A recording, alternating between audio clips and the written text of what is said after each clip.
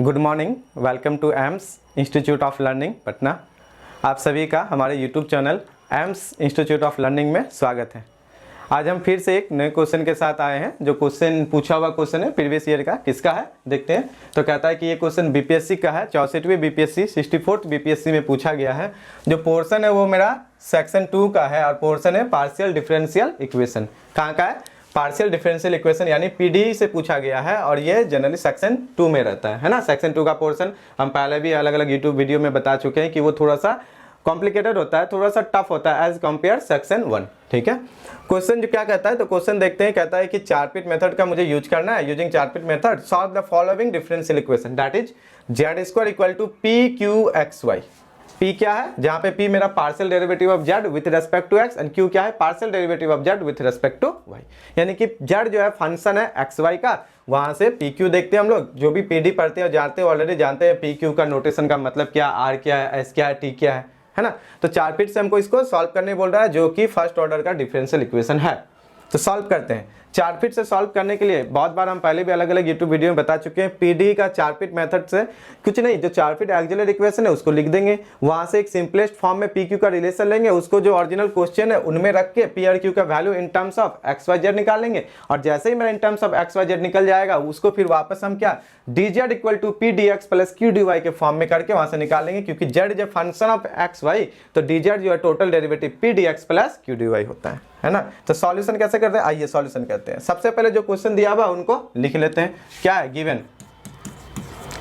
Given question है मेरा कि Z square equal to P Q X Y.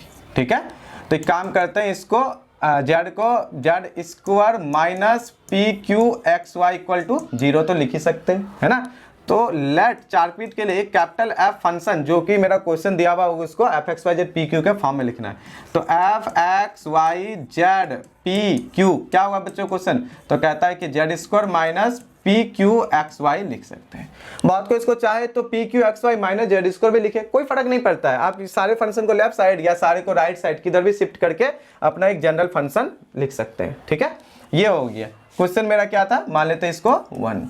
आगे क्या क्या यूज होगा पार्शियल में? तो कहता है कि जो भी पी क्यू का सिंपलेस्ट फॉर्म लेके आएंगे उसको एक रिलेशन में हम लोग यूज करेंगे। कौन सा? डी जेड टोटल डेरिवेटिव, ये कितना होता है? P D X plus Q D Y. कैसे ये निकल के आता है? बहुत किसी को पता है, जेड जो फंक्शन है एक्स वाई तो टोटल डेरिवेटिव करेंगे। तो पी का मतलब ही होता है जहाँ पे कितना होता है डी जेड बराबर पी का मतलब होता है del Z by del X, और ये हो गया D X plus del Z by del Y Q, और ये होता है डी वाई। ओरिजिनल में क्या होता है? ये होता है, इनको हम नोटेशन में लिखे हुए।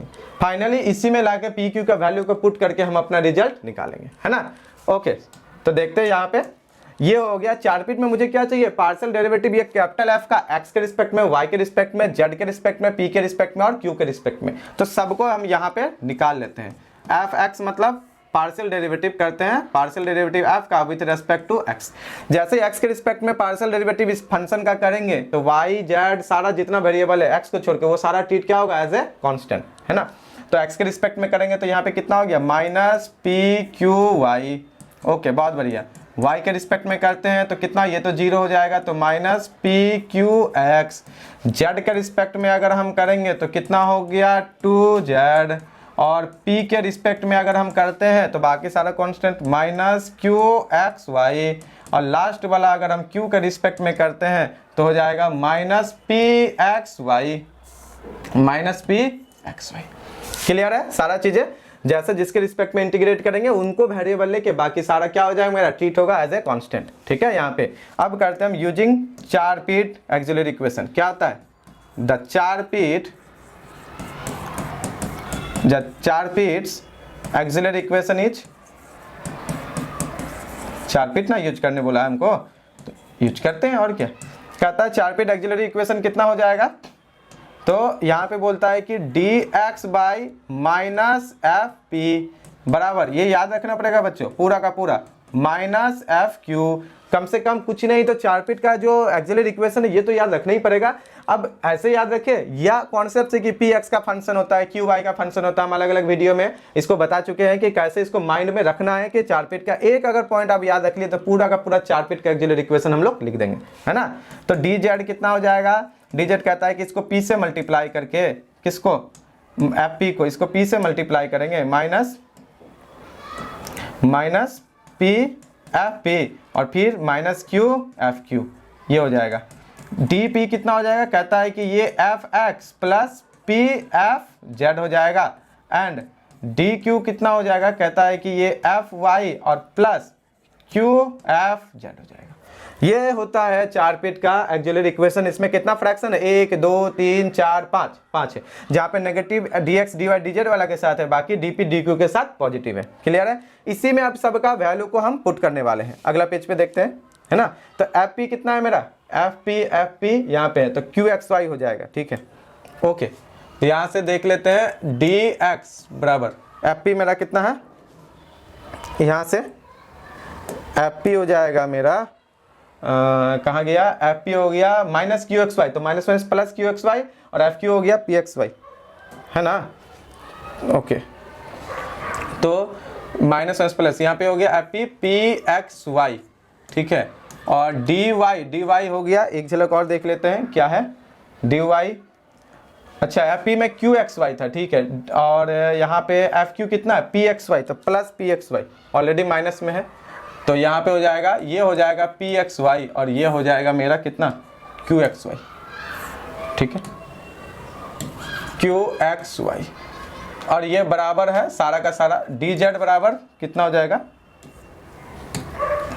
इनको p से मल्टीप्लाई करेंगे, इनको q से मल्टीप्लाई करके जोड़ेंगे।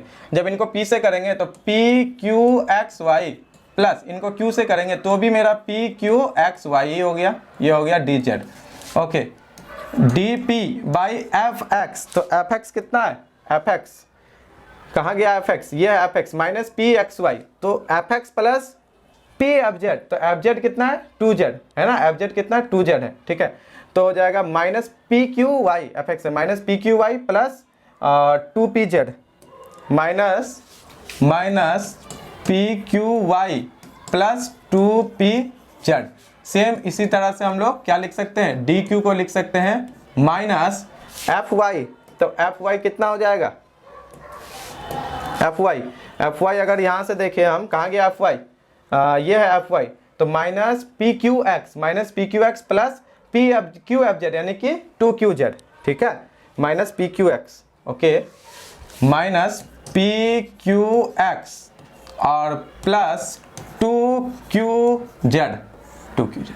ये पूरा का पूरा मेरा क्या 4 बिट का ऑक्सिलरी इक्वेशन है। और सबसे बड़ा टारगेट अभी का, सबसे बड़ा टारगेट क्या है बच्चों, कि इनमें से एक सिंपलेस्ट P और Q के बीच में एक रिलेशन निकालना। यहाँ से ऐसा क्या काम किया जाए, इसमें कुछ फ्रैक्शन में मल्टीप्लाई, कुछ को इक्वेट करके, क्या कोई दो फ्रैक्शन ले लिया, या कंपोनेंट और डिविडेंडर का यूज करते हुए किसी को एक दूसरे से कुछ मल्टीप्लाई वगैरह करके एडिशन करके, हमको मेरा मेन गोल है कि एक P और Q के बीच में एक क्या निकालना, रिलेशन। एक रिलेशन जैसे ही पता कर लेंगे तो P का Q के फॉर्म में और Q का P के फॉर्म में, इनको उठा के क्वेश्चन में डालेंगे, वहां से PQ का वैल्यू XYZ में लेंगे और उसको उठा के DZ में डालेंगे, वहां से हम कंप्लीट सॉल्यूशन कर लेंगे। अब मेन टारगेट है इसको करना। तो अब ये कैसे होगा, ऐसा क्या काम किया जाए कि यहाँ पे मेरा आसानी से हो जाए। तो एक काम कर सकते हैं ना, इसको हम मल्टीप्लाई करते हैं P से और इसको कर देते हैं Q से और दोनों को जोड़ देते हैं, क्योंकि जैसे इसको P से करोगे तो PQXY, ठीक है, और जैसे इसको Q से करोगे यहाँ पे इसको X से कर देंगे तो माइनस PQXY, और यहाँ पे P से कर देंगे प्लस PQXY, वो आसानी से खत्म हो जाएगा। तो एक रिलेशन हो सकता है कि मेरा स्टेबलिश हो जाएगा यहाँ से। उम्मीद तो यही है कि एक रिलेशन हो जाएगा यहाँ से, है ना। ओके, चलिए करते हैं, देखते हैं यहाँ से क्या होता है। बाकी सारा चीज़ें ठीक लिखे ना, यहाँ पे सब कुछ उसी हिसाब से है, ठीक है। आगे बढ़ते हैं, ठीक। इसको मल्टीप्लाई करते हैं हम P से, तो P dx और डिवाइडेड बाई यहाँ पे, और एक काम करते हैं इसको प्लस कर देते हैं किसको, x dp से, P dx और x dp। तो x dp यहाँ पे है ना, x dp, P dx, तो इसको P हो गया तो P q x y, और उसको कर देंगे माइनस इसको x से, तो P q x y, और इसको कर देंगे x से करना है तो 2xz कितना हो गया p। हम इसको कंपेयर कर रहे हैं, अगर इनमें से क्या ये दोनों कैंसिल हो जाएगा तो ऊपर में p dx plus x dp को d ऑफ xp लिख सकते हैं, d ऑफ xp। उसी तरह से नहीं दिखता है, इसको हम q से मल्टीप्लाई कर देते हैं और इसको y से मल्टीप्लाई कर देते हैं और फिर दोनों को ऐड कर देते हैं, कंपोनेंट डिविडेंडर से तो नहीं हो जाएगा। इसको कर दिया q से dy प्लस इसको कर दिया y से और dq, तो नीचे भी जुड़ जाएगा q से, तो pqxy प्लस करेंगे वो माइनस, इसको कर दिया y से, तो pqxy और y से हो जाएगा 2yzq, है ना। ये फ्रैक्शन इनमें एक सबसे ऐसा क्यों कि इसमें एक बेनिफिट हमको क्या दिखा कि ये तो कैंसिल होगा ही, ये वाला तो कैंसिल यहाँ से हो गया, ये कैंसिल यहाँ से हो गया, और ऊपर में d ऑफ एक्स भी लिख सकते हैं और यहाँ पे भी d ऑफ वाई क्यू, और नीचे में भी हम उसका फंक्शन बना सकते हैं क्योंकि 2z और यहाँ 2z कैंसिल हो जाएगा, तो इधर एक्स भी है उधर वाई क्यू बच जाएगा। इसी वजह से हम किए, यही एक टर्निंग पॉइंट है कि आपको अपने माइंड से सेट करना पड़ेगा कि ऐसा क्या काम किया जाए इस 4 पीट एक्सिलरी इक्वेशन में, जैसे कि हमको एक सिंपलेस्ट क्या निकल के आए, relation between p and q का, ठीक है। तो वही चीज हम यहाँ पे कर दी। अब यहाँ पे कितना हो गया देखे तो p dx plus x dp और डिवाइडेड बाय यहाँ पे हो गया 2x zp और इधर भी आ गया q dy plus y dq और डिवाइडेड बाय हो गया यहाँ पे 2y zq। दोनों से देख सकते हैं 2 और z क्या होगा, कैंसिल हो जाएगा। ऊपर में हम लिख सकते हैं d ऑफ xp और नीचे में भी मेरा आ जाएगा xp और इधर हो जाएगा d ऑफ yq और नीचे में मेरा हो जाएगा yq, बाकी 2z और यहाँ से 2z कैंसिल। अब क्या करना, इंटीग्रेटिंग ऑन बोथ साइड, क्योंकि डेरिवेटिव xp का ऊपर में है और डेरिवेटिव yq का ऊपर में है, तो इंटीग्रेट करते हैं, इंटीग्रेटिंग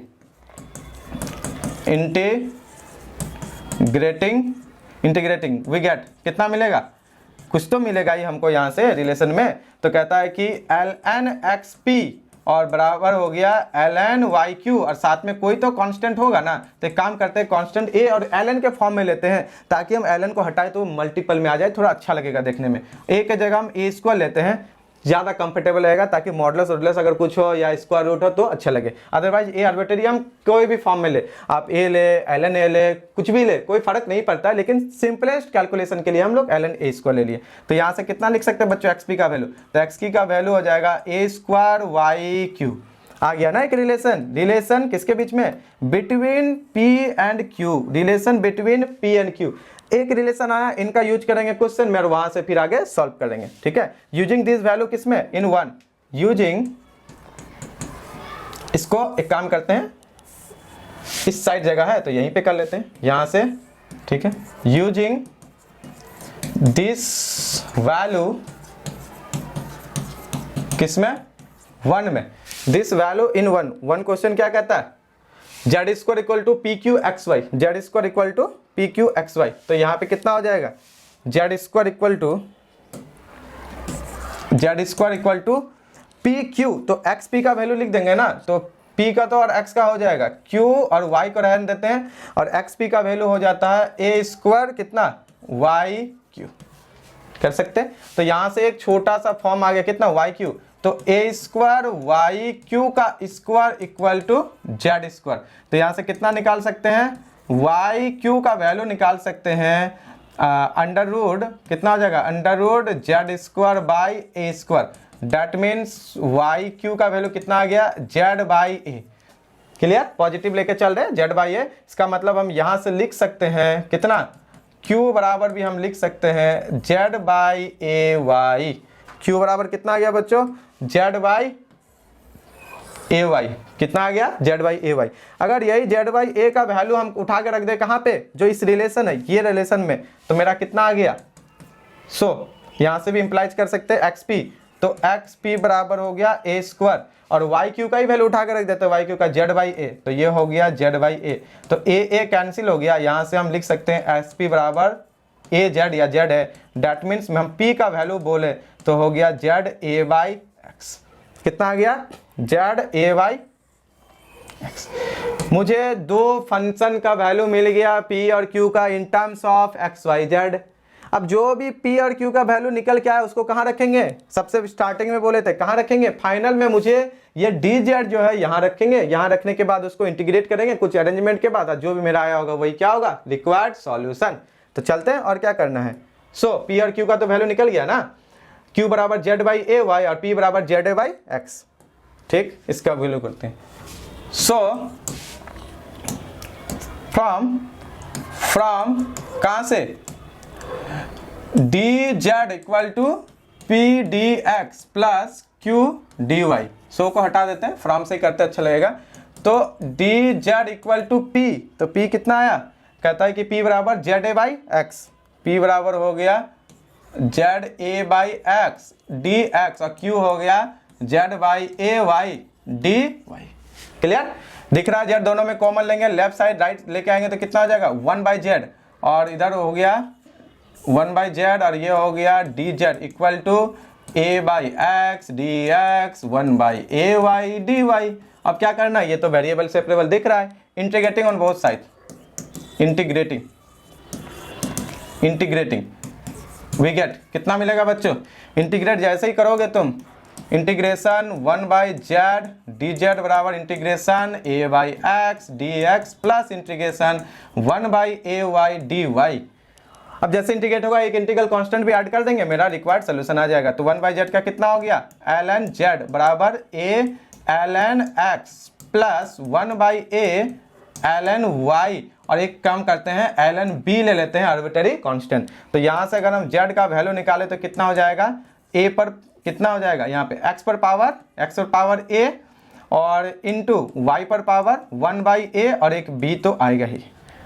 ठीक है, मल्टीप्लाई पहले क्या करेंगे, लॉग को लॉग ए प्लस लॉग बी को लॉग ए इंटू बी, उस पर्पज से हम यहाँ पे क्या किए, अरेंजमेंट कर दिए। तो मेरा फाइनल आंसर कितना आ गया, हैंस z बराबर x to the power a और y टू दी पावर, एक काम करते हैं b को पहले लिख लेते हैं जो कांस्टेंट है, b x to the power a और y to the power 1 by a जो है, यही मेरा क्या हो जाएगा, कंप्लीट सॉल्यूशन हो जाएगा। यही मेरा हो जाएगा कंप्लीट सॉल्यूशन। जहां पे अगर हम a b की बात करें, वेयर a एंड b क्या है मेरा, आर्बिट्रेरी कांस्टेंट, आर आर्बिट्रेरी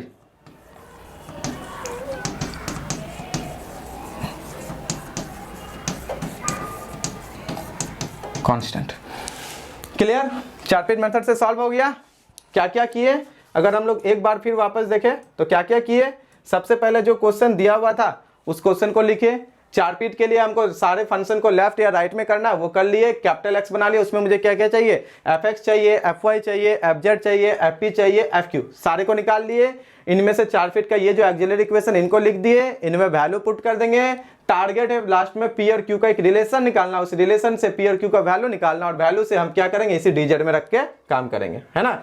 उसके बाद वही काम किया उसी तरह से, एक ऐसा इन सब सिंपलेस्ट फ्रैक्शन पी क्यू का चाह रहे थे तो ऐसा निकाले। आप कुछ और भी सोच सकते हैं, जरूरी नहीं है कि यही होगा, नहीं इनके अलावे भी हो सकता है, लेकिन मोटिव क्या है, मोटिव है कि सिंपलेस्ट फ्रैक्शन लेना है जिससे कि मेरा पी और क्यू निकल के आ जाए। बहुत टाइम इससे बहुत सारे क्वेश्चन में हम क्या किए हैं, बहुत जगह कि डिनोमिनेटर को ट्राई किए हैं कि जीरो कर दे, अगर डिनोमिनेटर जीरो हो गया तो एज कंपेयर नोमिनेटर को भी हम जीरो करेंगे, वहां से भी रिलेशन आ सकता है। यहाँ पे वैसा कुछ मुझे दिख नहीं रहा था, ये सिंपल लगा तो हम इसे से किए। यहाँ से पी क्यू का जैसे रिलेशन निकला, इसको उठा के क्वेश्चन में डाले, पी और क्यू का अलग से वैल्यू निकाल लिए, और जैसे मेरा वैल्यू निकला वहां से डीजेड से फिर हम उसका कंप्लीट सॉल्यूशन कर लिए। क्लियर है बच्चों, उम्मीद करते हैं कि ये क्वेश्चन आपको समझ में आया होगा, और इसी तरह का क्वेश्चन का वीडियो देखने के लिए हमारे YouTube चैनल को सब्सक्राइब करें, ये वीडियो लाइक करें, अपने दोस्तों के साथ शेयर भी करें, जिससे कि आने वाले वीडियोस का नोटिफिकेशन आपको मिलते रहेगा। और अगर आप IIT जैम, UPSC, BPSC या हायर में MS एंट्रेंस इन सभी का प्रिपरेशन करते हैं और आपको मैथ अच्छा लगता है, या मैथ एज ए आप ऑप्शनल पेपर या मैथमेटिक्स से जैम वगैरह प्रिपरेशन करते हैं, तो आप जरूर इन सारे क्वेश्चन को देखें। एक्चुअली ये है तो PD का, गेट नेट में काम आता है, लेकिन इसका कॉन्सेप्ट बहुत बेहतरीन है, शानदार है, जो आपको सोचने में क्या करेगा, हेल्प करेगा, जो किसी भी क्वेश्चन को करने का तरीका क्या है, ये नहीं कि जो है उसी में पुट के कर दिया, नहीं, कहाँ पे किसको कैसे करे कि जो मेरा क्वेश्चन है वो टू द पॉइंट और सटीक हो, ताकि कोई भी उसको पढ़े तो समझ में अच्छा ऐसा ऐसा इससे ये आ गया। ज्यादा कॉम्प्लिकेटेड चीजों को नहीं करना है, सिंपल करना है। क्या करना है, सिंपल करना है ना। उम्मीद करते हैं ये अच्छा लगा होगा। फिर हम आगे अगले वीडियो में आपके साथ फिर मिलेंगे, तब तक के लिए जय हिंद।